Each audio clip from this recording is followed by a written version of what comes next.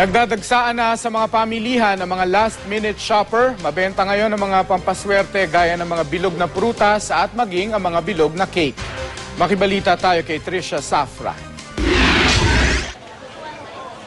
Sa mga naghahabol sa pagbili ng 12 bilog na prutas, bagsak presyo na ang ilan sa mga itinitindang prutas sa Divisoria. Mabibili roon ang ubas, mansanas, orange at iba pa. Kung hindi man daw bumaba ang presyo, hindi naman ito tumaas mula noong nakaraang Biyernes. Marami ang bumibili ng bilog na prutas sa paniniwalang swerte ito.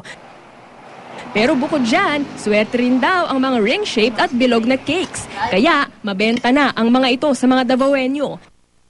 Hindi naman mawawala ang mga pampaingay tuwing bagong taon. Sa Vigan City, Ilocos Sur, mabenta na sa mga chikiting at young at heart ang torotot. Naglalaro ang presyo nito sa pagitan ng 10 hanggang 70 pesos. Trisha Zafra, GMA News.